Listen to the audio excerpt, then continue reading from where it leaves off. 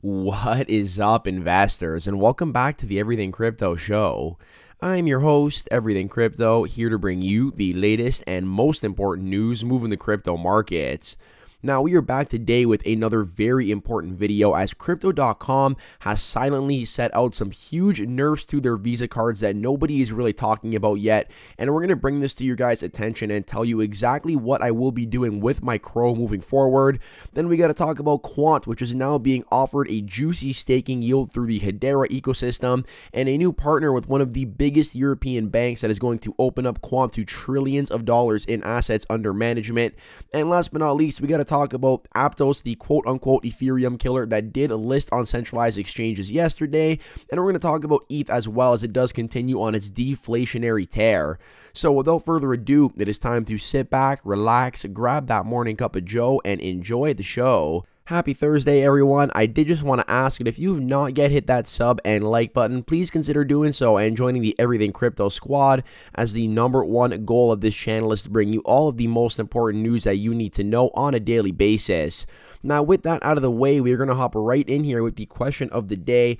And today's question is, are you still using your Crypto.com Visa, or did you move everything over to the DeFi wallet staking for that 10% APY? Let me know in the YouTube comments down below.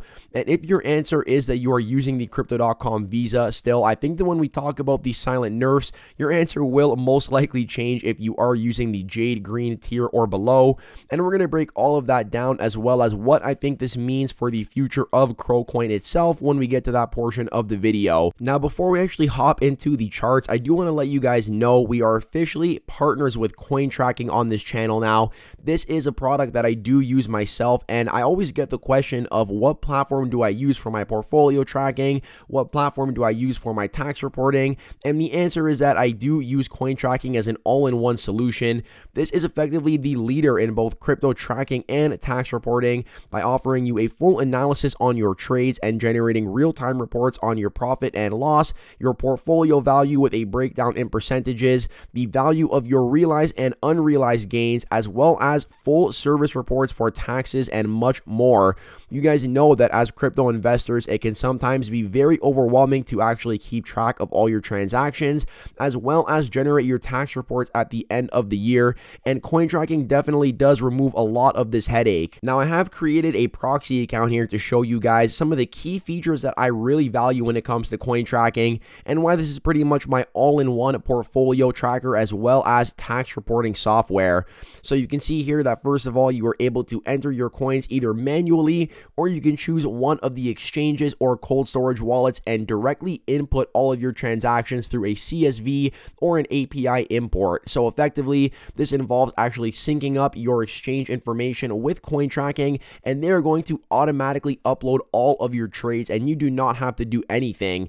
Now, once you have actually input all of your trades, you can head back over here to the main page, and they show you an actual breakdown of your portfolio by value and a percentage breakdown, the current balance and value of all of your projects, as well as your balance by day. So making it very, very simple to consolidate your portfolio and see how it is performing over long periods of time. They do also offer you a complete timeline of all of your trades here, so you can really keep track of your crypto trading history, and that is very important in my opinion when it does come to the actual discipline aspect of being a crypto investor. And then because you have actually inputted all of your transactions onto COINTRACKING, whether it is manually or through connecting your exchange APIs or CSVs, COINTRACKING is then going to generate a full crypto tax report for you, where you can either manually sift through the transactions, or you can go for the full service package and have a professional take care of everything for you to really make sure that you are filing your taxes correctly. So you can feel free to use my referral code in the description down below and take a look at the different account offerings that they do have.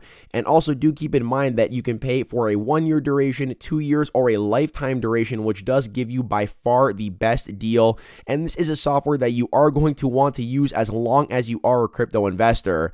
And if you do use the referral code in the description down below, you will also receive a 10% discount on any of the packages that you do select. So once again, very happy to have COINTRACKING as a partner of the channel, as they have greatly aided me in my crypto investing, and I do hope that this is a platform that you guys will make use of as well on your crypto journey.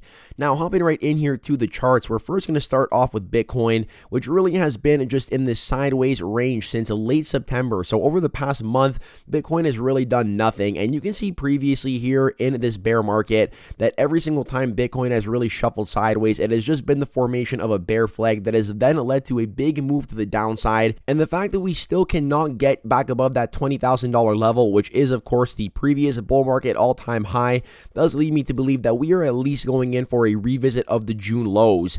Now, additionally, I do think there is the possibility that we see a $12,000 to $15,000 Bitcoin in November upon doing some more analysis, and I'm going to show you guys exactly what I'm seeing here on the charts. So first, I'm going to bring you to a clean chart so you guys can see exactly why I am looking for one more potential capitulation phase before we begin the accumulation phase, and it really goes back here to the 2018 bear market. So you guys are going to notice that we peaked here in December of 2017, just like we peaked here in late November of 2021, and then we just went downwards all the way for the following year. Now, in June of 2018, we actually saw what we thought was the bottom at 6K. If you guys were in the crypto markets back in 2018, you should remember a $6,000 Bitcoin, because that was the level that Bitcoin pretty much shuffled at sideways for months. And then all of a sudden in November, boom, we saw another 50% haircut on Bitcoin all the way down to the mid $3,000 range. Now take a look at the 2021 bear market here, and what do you notice? We bottomed in June. We have not yet broken back the June lows. We have shuffled sideways, but if the pattern does repeat itself like it did back here in 2018, then yes, there is definitely the possibility that we do break down, and a 50% haircut from this level would mean that we go down to in and around the $11,000 to $10,000 range. Now, personally, given the amount of institutional interest that has been in Bitcoin over this previous bear market, I don't know if they will let us correct another 50%, but I do definitely think that a $12,000 to $15,000 Bitcoin is at the table, and on both of those price targets, really, I will be looking to accumulate a more substantial amount. Taking a look at Ethereum here as well, it is at a very big inflection point that we have been talking about, jammed in between the 200-week moving average and the 2018 all-time high of 1400. Now, given what is going on with Bitcoin, I definitely do think that Ethereum is more likely to make a move to the downside, and in that case, I will be opening up a short position if we do close our weekly candle here below the 200-week at 1300. Right now, ETH is sitting at 1286, so if we cannot get back above this level on Sunday, then I will be opening up a short position, most likely, as I do believe Ethereum will make its way back down to 1030, and that will make for a clean short of about 18% from where it is at the moment. So those are the charts. Not too much really going on there, but just something I did want to bring to your guys' attention. And yes, I do still think if we see one more capitulation phase, that the dip will be eaten up real quick, as Q4 does tend to be very bullish for crypto, and that is why I am keeping an eye on these two blue chips to really just dictate where the market is going to move over the next month and a half to 2 months. Now, we're going to hop into the Bitcoin news here, starting off with South Africa beginning to treat Bitcoin and crypto as financial products. You can clearly see here that governments around the world know Bitcoin is already an integral part of their economy, and ignoring it is not the right thing to do, unlike the US, who continues to dampen crypto innovation out of fear of losing control of society with their very own US dollar. The best thing for them to do would be to recognize a way to actually use it and help it better the American economy, as opposed to being so resistant to it, as clearly other countries around the world see the power of this technology and they are not wasting any time integrating it into their finance system. So very bullish news here out of South Africa in terms of that Bitcoin adoption, and a lot of these developing countries have been very, very fast in adopting cryptocurrency, as I think they do see it as a very big potential for them to really bolster their economy. And people can say whatever they want about El Salvador, but the matter of fact is that tourism and GDP have both gone up in El Salvador since they adopted Bitcoin, and I would expect that trend to continue moving forward. I think that in 3 to 5 years, all the people that are hating on them right now are going to bite their tongues, and it is going to be a very successful experiment for them. So we also got to talk about JP Morgan here, who we have been covering a lot on the channel as of late, as they have pretty much been known for calling out crypto. In fact, the CEO, Jamie Dimon, called Bitcoin a decentralized centralized Ponzi scheme and a fraud. And just a couple of weeks later, they have now appointed a former Celsius executive as their crypto regulatory policy head. So for starters here, like, why would you hire anyone from Celsius as your head of crypto regulatory policy? I think that is a really poor move on their part and goes to show you how little they actually know about the crypto space. However, this just goes to show you that they are looking to expand their digital asset regulatory scope, despite the fact that on public television, JP Morgan CEO will never admit that they are bullish on crypto. You know that they are. The only reason they will not admit it to the public is because they don't want you moving your money out of their savings account, paying you peanuts, and into something like Bitcoin, which in my opinion is going to offer a much better interest rate in the coming years. Now, you can also see here, this tweet summarizes it perfectly. This is John E. Deaton. He is one of the lawyers involved in the Ripple case, and he pretty much says, wait a minute, didn't the CEO say Bitcoin and crypto is a Ponzi scheme? Jamie Dimon is not going to let any Ponzi scheme go on without JP Morgan involved. And that is exactly correct. So this is, again, a perfect example of big money saying one thing and then doing the other. Do not let them fool you. They are waiting to get their hands on crypto because they know that adoption is inevitable. Now, speaking of adoption, we also have to talk about Fidelity here, who did actually announce they were weighing Bitcoin trading on their brokerage platform as of September 12th, 2022. So for those of you that don't know, in 2018, they did launch a Bitcoin trading business for hedge funds and other institutional investors. But earlier this year, they actually allowed corporate clients to add Bitcoin to 401k retirement plans. This firm is obviously a very big deal for crypto as they have more than 34.4 million brokerage accounts. So the fact that they are allowing people to actually add Bitcoin, or whole corporations to add Bitcoin to their employees' 401ks, and they are now looking to actually offer individual Bitcoin investing products through their services. That just goes to show you that these asset managers see the amount of money that is waiting to get into Bitcoin, and effectively they're just all thirsting to get their piece of the pie. Now, the difference between us and these asset managers is they have to wait for regulatory approval. We do not. That is why I am taking full advantage while we can. Now, additionally, just over a month after that Bitcoin announcement, they did also announce they will be offering the ability to buy, sell, and transfer Ethereum starting October 28th. Once again, they are starting off at an institutional level here for their Ethereum products, and then hopefully soon enough, they do also roll this out into 401ks and eventually down to the retail level in the form of a spot ETF. So definitely a lot of advancement here in the crypto space in terms of these asset managers. Fidelity is a very important one to get behind the crypto train, and the most important one, obviously being BlackRock, is already behind the crypto train. They are all aboard there with Coinbase, and I think that the amount of money that is about to flow into crypto is really going to just absolutely turn some faces. Now, speaking of turning faces, let's take a look at Ethereum here real quick, which has quietly been on an absolute tear in terms of its deflation. You can see here that as of October 8th, we had actually minted over 13,000 new Ethereum since the merge, and we are now down to 4,700. So we are on our way to having burned 2/3 of the Ethereum that has been minted since the merge.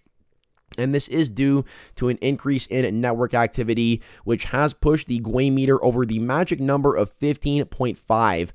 Now, if we had been under proof of work here, keep in mind that we would have, or not we would have, but rather miners would have actually mined 416,000 new Ethereum that they would then be dumping on the public markets and using us as exit liquidity. Now we have seen over a 95% reduction in the ETH issued, as we are now down to 4,700, and this is being handed out to validators who are supporting the Ethereum network. Now, keep in mind, once again, we are in a bear market. Once we are in a bull run with some more sustained activity, I think that ETH is going to shock people at how quickly it really does flip deflationary, and that is going to make Ethereum ultra sound money, as you can see right here on the homepage. I am still a believer in the flippening, that Ethereum will become the most valuable cryptocurrency in the world. I don't think it'll happen in the next bull market, but I do think in the future it definitely is coming, as Ethereum is effectively the entire backbone of DeFi infrastructure. Now, we're going to talk about Aptos here, which was meant to be a quote-unquote Ethereum killer, and I told you guys exactly why I would not be participating in this project despite the huge amount of venture capital backing, including Sam Bankman-Fried and Binance, amongst some other big players. And the reason being here was the horrendous tokenomics of this project, okay? So there are 1 billion Aptos tokens, of which they claim that 51% is going to the community. But when you actually dig deeper, and when I mean deeper, I mean literally the next paragraph of their tokenomics white paper, a majority of this 510 million, so to be specific, 410 million are held by the Aptos Foundation, and then the final 100 million are held by Aptos Labs. So what community? That's not community, that's the Aptos team that controls 51% of the float, which means they effectively have all of the voting power on the network. Now, additionally, more than 82% of the tokens on the network have been staked, and they are both locked and unlocked. And what this means is that all the venture capitalists that did invest in this project have their Aptos staked, and they're effectively going to be able to farm their rewards and then dump them on the public markets. That is why we said that when it dropped on these exchanges like Binance, like FTX, not to mention the fact that Sam Bankman-Fried actually invested in Aptos and then listed it on his own exchange. I mean, come on, like, give me a break, you know? So we said that we were going to stay far away from this project as we expected a massive dump, and this is exactly what happened. It pumped to $59 upon listing on Binance, and then boom, in one daily candle, dumped to $10. I believe now we are even trading below $10. This is why I warned you guys, do not listen to the hype of, oh, there's big money behind this project, buy this project, it's going to the moon. No, it's not. This was literally a pure scheme for venture capitalists to dump their money on you, and clearly it worked out for them so far. So it crashed 45% on the first day of trading, and I'm not too surprised whatsoever given the absolutely crap tokenomics of this project. This is not one that I will be sticking with, as even their tokenomics have not really been made completely clear yet. And as you can see here, all 101 validators of the Aptos blockchain were actually handpicked by the foundation, and you had to sign an arbitration agreement in the Cayman Islands to even be included in the validator set. So not a project that I would trust or go near with a 10-foot pole, and people are even beginning to question the quote-unquote statistics of this blockchain that they do continue boasting. So I will be keeping an eye on this project, but not one that I am invested in at the moment, I think for very obvious reasons. Now we're going to get into my favorite Ethereum altcoin here, and that is Quant. We've actually seen a newly launched Quant to HBAR liquidity pool offering a max of 79.23% APY through Saucer Swap Labs. So two of my favorite ISO crypto projects collaborating for some juicy yield, as if Quant was not scarce enough already. Obviously, this is not financial advice, and I promised you guys we were going to talk about this in an upcoming video, and I do keep my promises to you guys. So you're going to see here that if we go on Saucer Swap and actually type in Quant, you're going to notice that there is in fact a liquidity pool here between Quant and HBARX.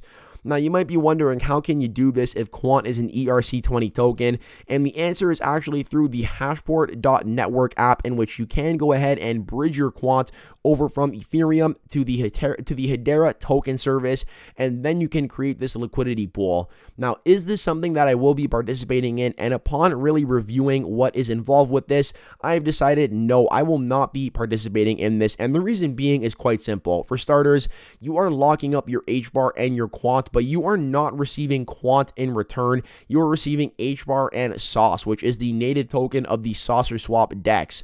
So you are locking up your Quant, but you're not actually receiving your APY in Quant, and that leads me to really just want to go ahead and wait for the gateway staking, which will be native staking for Quant, where you directly stake your Quant to validate transactions on the Overledger, and then you receive passive income in Quant. I am eagerly awaiting some sort of like announcement for that, and as I did mention previously, I am looking into actually getting my own gateway set up so that both myself and the community can actually stake through my gateway and all participate in the Quant network. So definitely something that I will be keeping my eye on. But as for this liquidity pool, I love both of these projects, but it is not something that I will be getting involved in personally.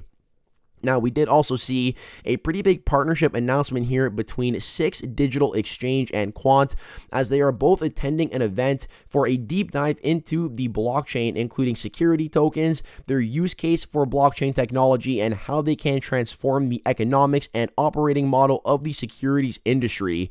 Now, this is a very big deal. If you guys don't know who Six Digital Exchange is, this is a Swiss exchange. It is Europe's third biggest stock exchange and one of the industry's most respected post-trade service providers. So under the Six Swiss exchange, they do have a whole ton of products, and that does actually include their Six Digital Exchange over here, where they are looking to offer the world's leading exchange for digital assets, where professionals can access, transfer, and store their value. They do allow you to actually go ahead. They basically offer full custody services in the digital assets in a regulated manner, and this is very important for the adoption of crypto, actually getting these institutions involved with regulatory clarity. A lot of you guys do not like centralization, but it is going to be a key theme moving forward, and Quant is effectively right at the middle of this. Now, the reason this is not something to sleep on is because if you actually take a look at the market cap of Six Digital, I believe it is somewhere in the $1.6 trillion ballpark. That is, give or take, about 60% more valuable than the entire cryptocurrency market cap as a whole. So literally opening up Quant to trillions of dollars worth of value here, and that is why, given the utility of this project and the insane tokenomics, I am not selling. I continue to hold and wait for those 4 to 5 figure price targets.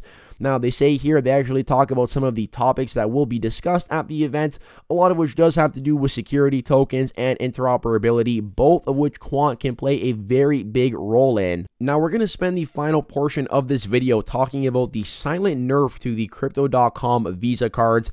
I have seen almost nobody talking about this. In fact, I did not receive any email. I was not made aware of this until Cronos Research here on Twitter actually made a post about it. So shout out to CRO Research. Thank you very much. And guys, I'm not lying when I tell you that this silent nerf here is going to pretty much be what I think moves a lot of the lower tiered visas away from the Visa program and into the DeFi wallet. So starting on the 19th of November 2022, so right after Christmas is done, all non-Europe and UK purchases and ATM withdrawals will have a foreign transaction fee. So if you are located within Europe or the UK, any of your foreign purchases and ATM withdrawals will have a foreign transaction fee of 0.2%. And if you are located outside of Europe or the UK, you are going to be charged a 2% foreign transaction fee on all purchases and ATM withdrawals. This change will affect all tiers of the card holders except for the private members, so the Obsidian card, the Icy White, and the Rose Gold card. Now, this is horrific, honestly. There's no real way around it. If you are still using the Crypto.com Visa, considering that since the beginning of the year, they have slashed the APY, they have slashed the Netflix and Spotify rewards, and now they've even gone ahead and slashed the actual cashback effectively by charging you a transaction fee, there is pretty much no sense in using the Crypto.com Visa anymore, in my opinion, unless you are located within Europe or the UK. And you can actually check their official website here and see that it is confirmed that for all purchases and ATM transactions outside of Europe and the UK, boom, 2% transaction fee. So effectively, if you are using any of these three lowest card tiers here, from the Royal Indigo and Jade Green, the Ruby Steel, or the Midnight Blue, there's pretty much no sense in using this Visa anymore. In fact, you can see here that the Ruby Steel is offering 1% cash back. So if you're in America using the Ruby Steel, you have 1% cash back, but a 2% transaction fee. You're effectively paying to make a transaction with the Ruby Steel card. So it makes zero sense to use this Visa on the lower tiers. Now, the next question is, what does this mean for CROcoin? Now, we're going to talk about this in a very blunt manner. Does this impact my long-term investment thesis when it comes to CRO? No. And if you guys have been with the channel for a while, you may remember that at the beginning of the channel, a lot of our videos were surrounding the Crypto.com Visa. However, over time, and especially since that first set of changes that they did make where they slashed the APY from 10% to 4% on the lower card tiers, as well as the cashback rewards, I already said that it makes no sense to have your CRO in the Crypto.com Visa when you can just have it locked up in the DeFi wallet for that 10% per annum. And since then, we have not really talked about the Visa cards at all on this channel. We have only been focusing on the DeFi side of things when it comes to the Crypto.org chain staking and the Cronos chain. So when it really comes down to it, the two main investment thesis here for CRO that does involve DeFi, that is still intact. It is still completely intact. Now, I am not happy with the Visa card update whatsoever, and I know that if you are outside of Europe and the UK, you are definitely not going to be happy to hear this news. I'm honestly just shocked that more people are not already aware of this, because I know for a fact that if the CRO fam was well aware of this, people would not be happy. So here is my game plan. Well, my game plan has not changed because I've already really transitioned away from the Visa card. But if you are still using the Visa, when your unstaking period is done, you can really look into alternative options, whether you want to go to something like the Cronos chain and maybe put your CRO into a DEX like VVS, or you can simply head over here to the Crypto.org chain through the DeFi wallet and get yourself a 10+% per annum stake on your CRO.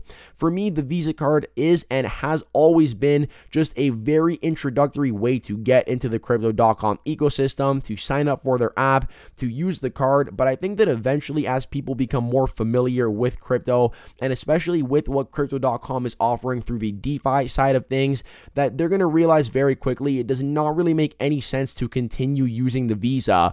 It was nice while it lasted, but once again, these rewards were always subject to change, and the fact that we were able to get these rewards while we did is just one of the benefits of really being early to crypto as a whole. But we did know that eventually this Visa would be nerfed. I didn't think it would happen all within the matter of a year, but we are in the middle of a bear market, and of course they are trying to do what they have to sustain themselves. Now, once again, I am not making any excuses for Crypto.com. I am not happy with the Visa card changes whatsoever.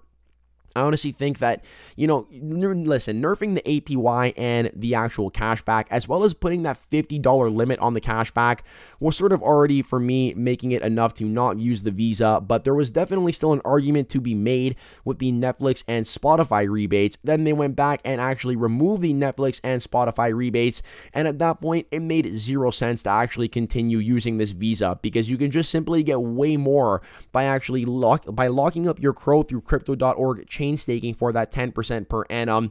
So automatically, as soon as the Netflix and Spotify changes were announced, these visas all became useless in my opinion, unless you are a higher card tier holder. I am specifically talking about the lower card tiers right now. If you are a Frosted Rose Gold and Icy White or Obsidian holder, Crypto.com is still honoring your investment, as you paid either 40 to 400,000 USD. Now, what they could be trying to do here is push people into the higher card tiers as opposed to the lower ones, and that is why, again, I don't really think it's going to make a huge difference at the end of the day, because if somebody really wants the Visa, effectively, they're going to have big money. They're going to have to put down at least 5 figures to get a Visa that is worth investing in for the long run. And I honestly do still think that regardless of these changes, that people are going to continue buying the higher card tiers. In fact, I think more people are going to buy the higher card tiers now, as pretty much these first 3 tiers are effectively useless, and there's no other way to really put it. So I'm really surprised that not more people have been talking about this. That is why we are bringing you this news here first on YouTube. So just something to keep in mind, that if your Visa stake is coming to an end very soon, there are definitely some alternative strategies that you can consider. And yeah, once again, guys, it's obviously disappointing to hear, but you guys may notice that we have not talked about these visas for a very long time on the channel, outside of the basic upgrades like the Apple Pay integration, because it has not been a key investment thesis for us anymore. The investment thesis here is quite simple. Crypto.com themselves is aiming to become the #1 exchange globally.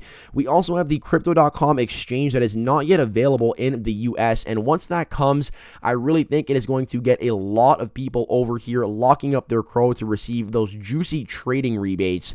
So our bullish thesis here for CRO is really 3 main things: the Crypto.com exchange, the Crypto.org chain staking, and the Cronos chain, in which I think Cronos play is going to really have a massive role in the future growth of Cronos. So disappointing, yes, but CROcoin is much more than a Visa program. It is a play on what I believe is going to be one of the top 3 exchanges globally. It is a play on Crypto.org chain staking, where you can get 10% plus per annum, and that is definitely a juicy amount of staking rewards. And last but not least, it is a very big play on Cronos, their newest blockchain that has not even been out for 1 year yet and is already in the top 10 of all blockchains in terms of total value locked. So on that note, I hope you guys did enjoy the content in today's video. You know what to do. If you made it all the way to the end, you are an absolute champion. Let me know in the YouTube comments down below and claim that champion status. Also, let me know now that you have watched the video, given these changes to the Visa, are you going to continue using it, or are you going to move over to DeFi with your CROcoin? I am wishing you all an amazing Thursday, and I hope to catch you in the next one. Peace out for now.